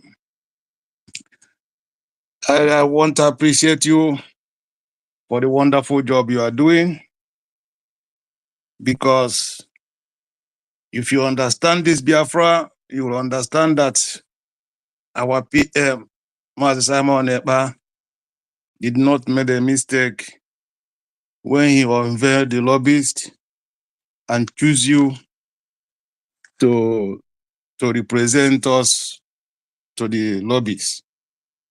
And that is what is playing out now. Because I always tell people what Ogenkere is doing is see the template of Master Simon Ekpa. He sent you with the lobbyist because you are an American, as if he knew a day like this will come. I appreciate you, Honorable APM Ogenkere. Master Sonny Akbarawa, yesterday I listened to your broadcast. What a wonderful man you are. You said it the way it is. When our leader Mazen Nandekan was kidnapped, it looks like the voice was dying. Our PM rose up. Today, in absence of our PM, you are still here analyzing the fact, telling the truth the way it is. Anyone who listened to you yesterday will understand. After the declaration of Biafra, we still have a lot of work to do. Nothing to celebrate yet. Rather, it is time to fight. You have to fight like a mad person. You have to fight financially. You have to fight internationally. You have to fight diplomatically. You have to fight. Even if you use your teeth to fight, this is the time to fight, not the time to celebrate. Thank you for that, your program yesterday. And also, I want to use this opportunity to explain to Biafrans the stage we are now. It is stage of Anyelele, common sense era. It is time we began to understand our APM doesn't have to be coming out every time to be speaking what we are planning to us. Sometimes we have to keep secret. Sometimes we have to keep what we are planning to ourselves. We don't need to be coming to explain to people so that they can believe that we are genuine. No, we have passed that stage. Whether they believe we are genuine or not, that is their business. As long as I'm concerned, we are still on the template. And I'm so proud of you, Mazo Genkere, for holding this Biafran government in exile. This platform, this beautiful platform that will give us Biafra. Thank you for holding it tight. So it is time our people start to using what is called common sense. When I was growing up, my grandmother used to say, "You don't know what is Anyelele." Like when she look at me, she expect me to know what she mean. I don't expect her to be shouting or to be telling me. By looking at me, I already know she want me to go and fetch water. So that is the stage we are now.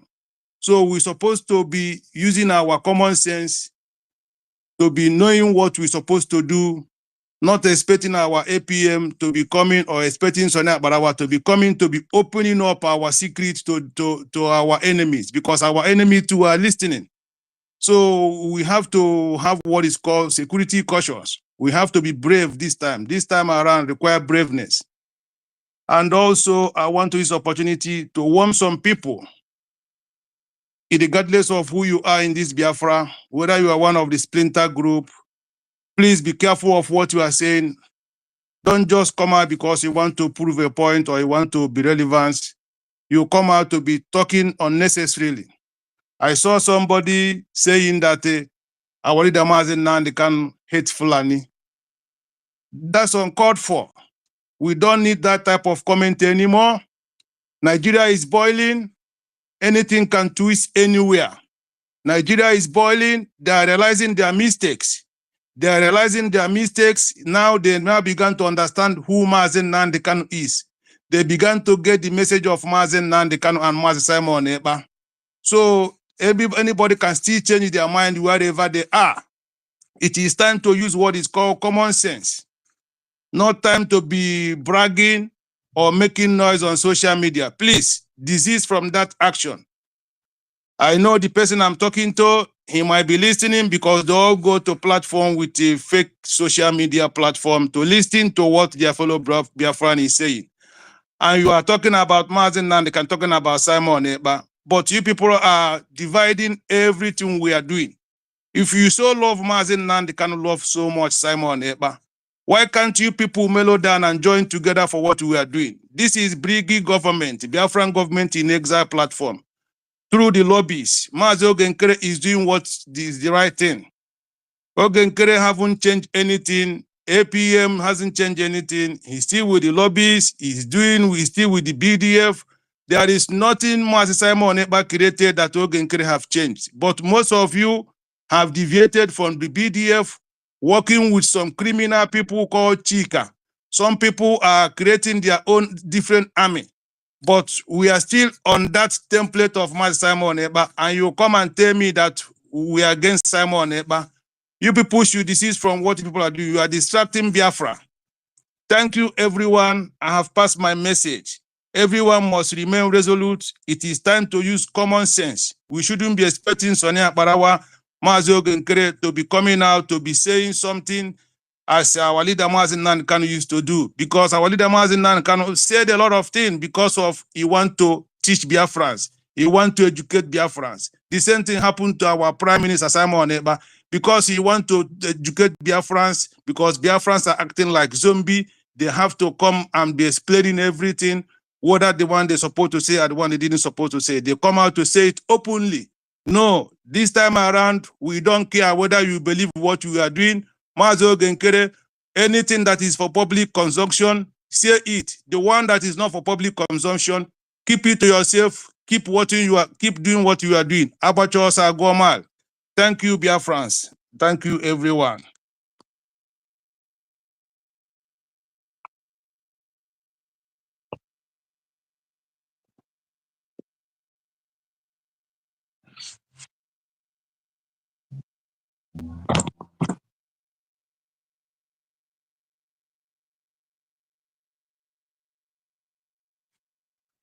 Yes, yes, yes. Uh, I'll have, I'll have Biafra. I'm very, very glad to witness this day. Thank God for making us alive. For this is exactly 1 year. Uh,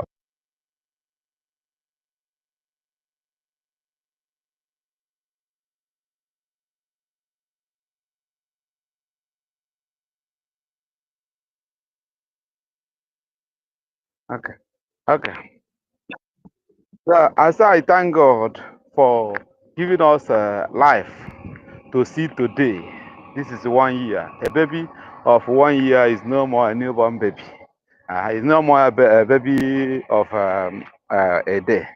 So the baby is now maturing, and I thank God so far for how He keep us. I thank God how He used our information minister to put things in order. How He used our APM, even standing at the right time, at the right side, at the right time with the right people. So without deviating for right or left, have focus. He's a man with the ball now, because we are waiting, as we are on the waiting to wait for our leaders to come out. Our leader, they will march out. Our leaders will march out, and we will work together again.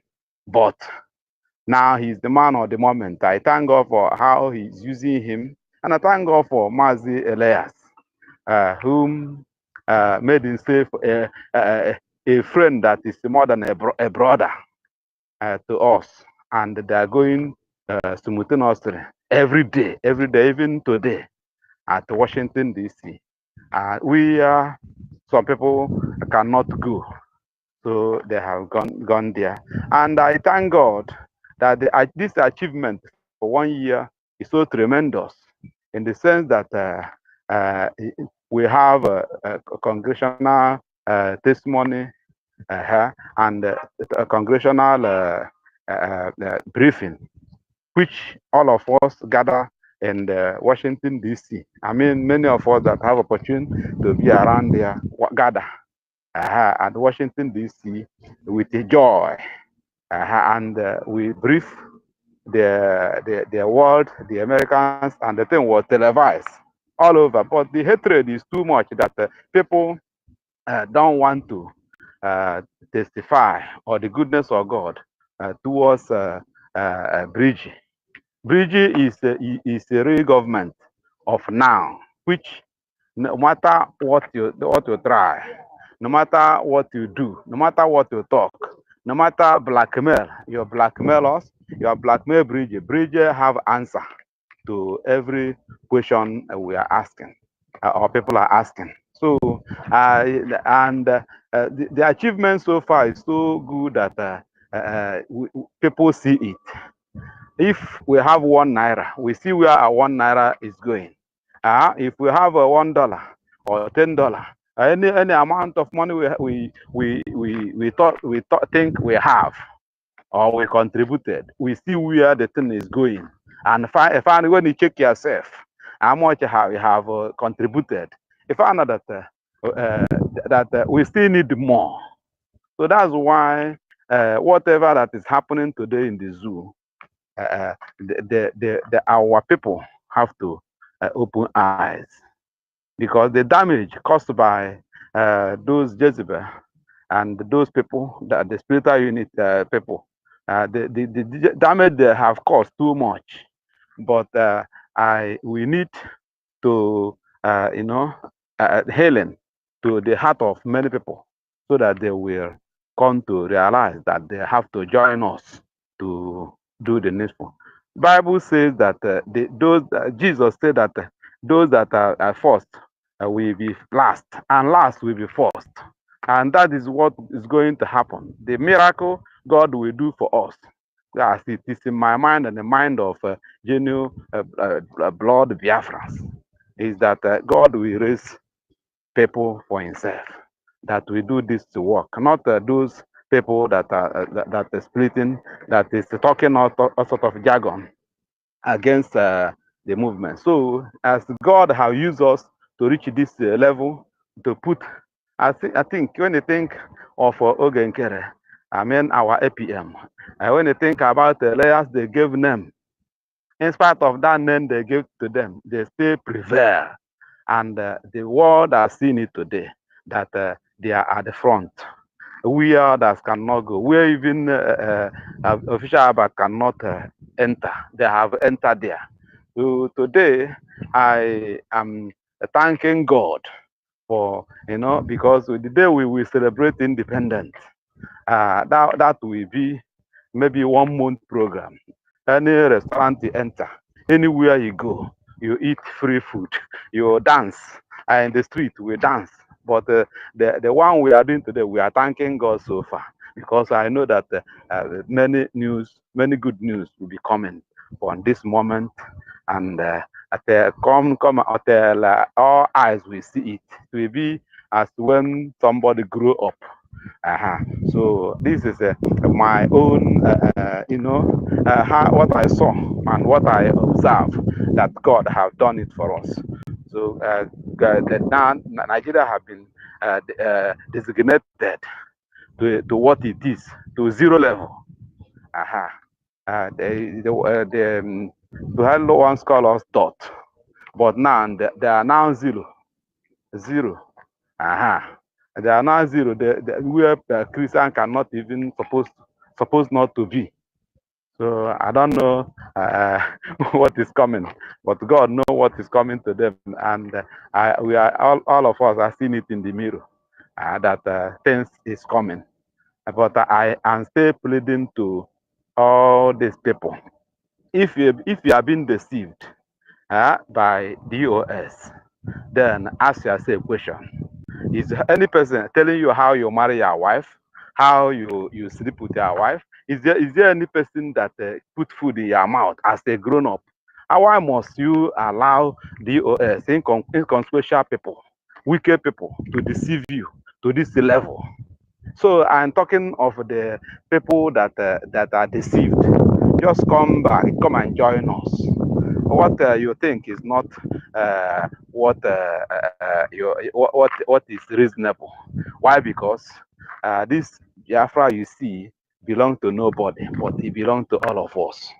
So if anything you do, they have record.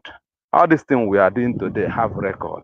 Whenever our leader come out, We bring our record and show him, no matter what, whatever people think about us. When our PM come out, we bring our record from November last year to today. We show the record. Then, what are you going to show in your own circle? I mean, those that are doing accountability and opening close our website. That's what they will show. Or feeding our leaders with the wrong information. So what are you going to show? Because everything have record. Everything somebody do, there must be accountability with the God. So when our leader comes, we see what we have there, what Ogenkere, our APM, and our lobbyist, our attorneys, how far they have gone. Likewise, when can come, we see everything. So I don't know why somebody are still receiving money from the zoo to scatter what this thing cannot be scattered. I mean, Biafra cannot be scattered because it's a spirit. It's like church. No matter how you talk against a religion like a church or like Christianity, it cannot be with your mouth spoil it. Why? Because you are not the one that keep it.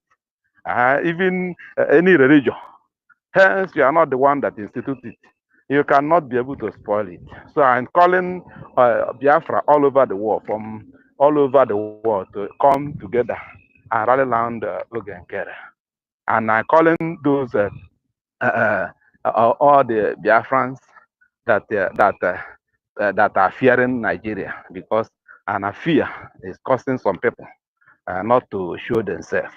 I am calling all those businessmen, even politicians, when I come from your hideout, come and join what we are doing.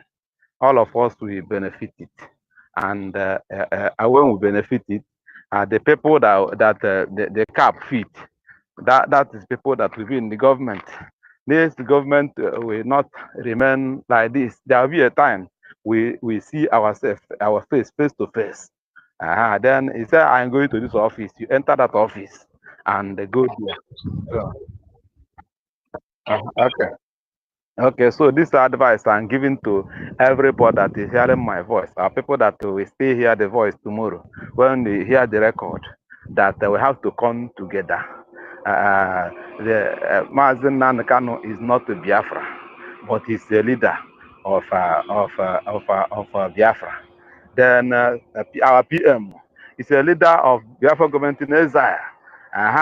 And our PM also is acting on his behalf for now. So nobody is not busy business of one man. It's business of all. It's business of souls. All the souls of Biafra come together. Let us do this thing. And you see what is happening now everywhere. Terrorists is full everywhere. They are filled everywhere, even in the east. But God is still serving the east. I can never be like a north. So this is where I will pause. But nothing again. What I want to talk is that there is the one is not good for human. I mean public consumption. So if I can get if I can have time, I'll have number of our APM. There's a suggestion I will give to him. The suggestion that is in my mind, I want to give it. It's not something I will give publicly. And likewise, our information minister, if I have a direct number, I give you suggestion in either in Telegram or in WhatsApp. So that I will give it, so that if is God putting that in my mind, let us implement it. So this is where I will pause. Thank you. All hail Biafra.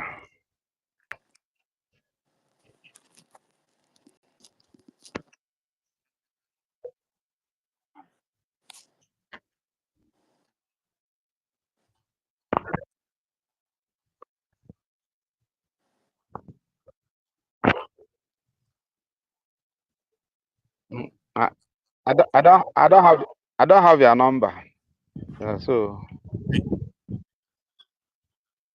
okay, I swear. Okay, thank you, sir. Thank you, sir.